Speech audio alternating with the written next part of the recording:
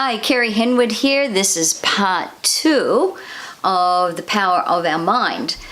So in this part 2, we're going to talk about breath, thoughts, and feelings. All tools of the mind, especially the power of your breath, which is actually the movement of thought. There's many techniques around the power of breath and accessing your emotions, accessing the point of focus, changing your autonomic nervous system, creating physical power, strength through the power of your breath. So think about this. This is really super interesting. The breath is the movement of thought. So, an example where holding on and locking on through the power of not breathing and locking on to a memory. So, in your childhood, if you were being disciplined, or if a child's being disciplined, and in my day, it was not wrong to hit a child. It was the common thing. It's what they did in my day when I was a child. And so as the parent is coming towards the child and going to slap them, the child is not breathing, rhythmically. The child is going to go in fear, right? So when you breathe like that, you lock in a memory. I was a body worker for years in Zen Shiatsu, and we were always dealing with locked-in memories in the tissue. Any pain that is in your body is a locked-in emotion and thought. True. If your body is non-local, right? If it's extending all around you, in you, every fiber, neuron, toe, arm, muscle, tissue, right? Mind is everywhere. Then that story is locking into your tissue, which later on can be, tennis elbow, locked in lower back pain. So there's a lot of philosophy, psychology, everything around the power of healing your body through accessing emotions that are locked into the tissue. This is not a new thing. I'm not saying anything that probably everybody that is watching this YouTube channel doesn't know. But I think the one thing that is really new to possibly a lot of you is that the power of breath to move thought. That's profound. That's a profound tool. So thoughts and feelings, and breath, of course, there, but thoughts and feelings for this one moment we'll speak, is that the thoughts and feelings are interconnected. They're kind of like surviving together. They're the fuel. So you, ideally, as you evolve as a feeling human, a divine spirit having a human experience here, is that you begin to feel more and more, is that you will be so disconnected from the story that you will just be having your feelings. It's okay to have sadness. It's okay to have joy. It's okay to have a down day.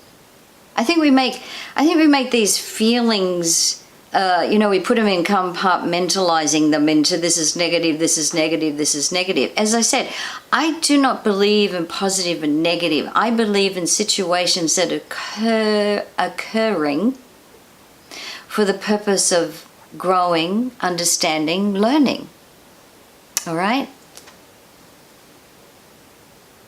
I think if one sits in your feelings, let's say it's a sad day. And so you just sit in it. I can tell you that after a while, if you sit in it, it will become boring. Your ego over here wants you to fight that. Your ego wants to fight anything that's considered a negative, right? Oh, I'm pathetic, I'm this, you know, all these stories. I'm sad. I'm not good enough. Blah, blah, blah, blah. All those things. It wants you to run away from it, go into denial. Just not think about it.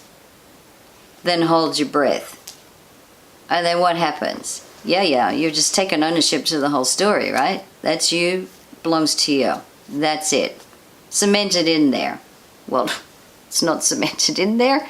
Through the power of ownership of what you considered a negative thought about yourself, you change your inner reality. You know, like in part 1, you have to change your inner reality to change your external reality. So here's the beautiful thing right here, is just the simplest of techniques through the power of your breath.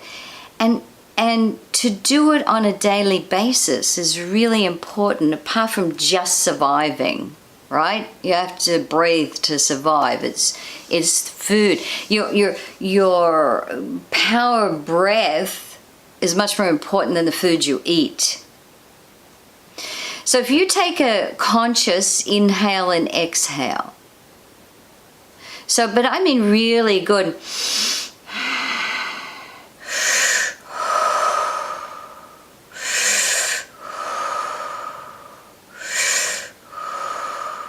You know, when you're gently connecting the inhale, the exhale, just do that 10, 20 times every day to add clarity of thought.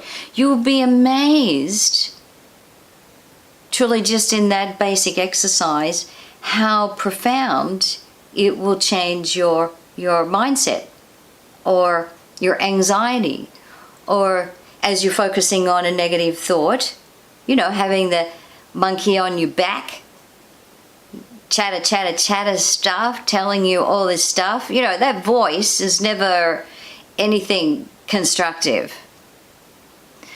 So this is where you become self-mastery. You know, self-mastery is like, okay, you know, Kerry, I just got to do my techniques here. I got to sit down and breathe. I've got to do my stretching. I got to do my spiritual practices each day. You got to do it. You have to do it. Even if it's just 10 minutes, it will make a huge amount of difference to you.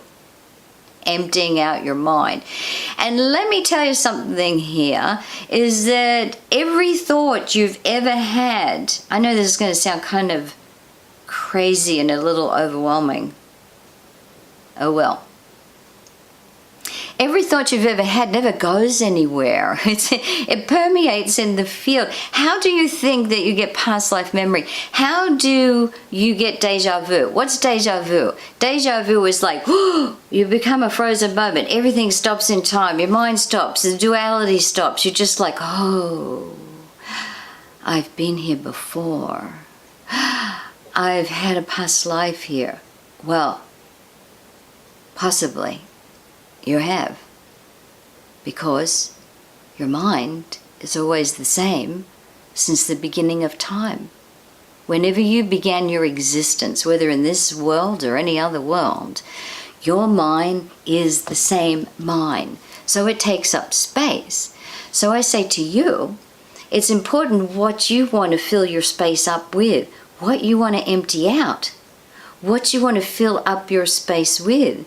You want to fill it up with compassion, love, understanding, ecstasy.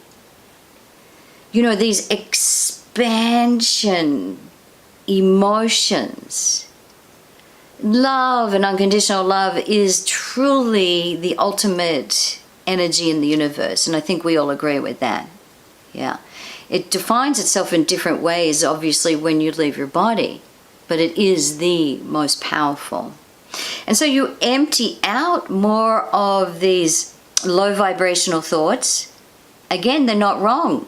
I don't think anything wrong. I think everything in my mind has purpose.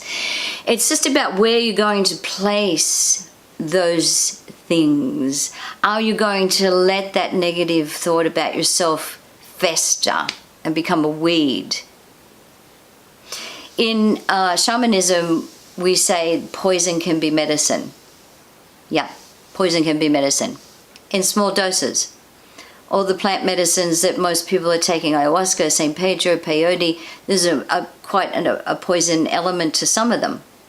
Taken a small amount of poison is beneficial, becomes medicine. So are your thoughts. To a certain extent, these thoughts that hold us back are medicine, because we learn from them. We begin to project ourselves forwards into more an expanding way of thinking. And so as you begin to empty out, you begin to allow more space, more actual emptiness that occurs. And in that emptiness, you reach a point of the known. And what do you know? You just know. And within the known state of this part of your mind, you become a part of all things. So in the next part 3, we're going to talk about the mortal mind and the immortal mind. The immortal mind of spirit. Yes. So thank you, and I shall see you, and keep breathing. You want to connect that inhale to the exhale. Very rhythmically. As if that you're looking into the center of your mind. An inhalation, exhalation. Inhalation and exhalation. The rising and falling of consciousness itself. Until next time, have a sparkling day. Namaste.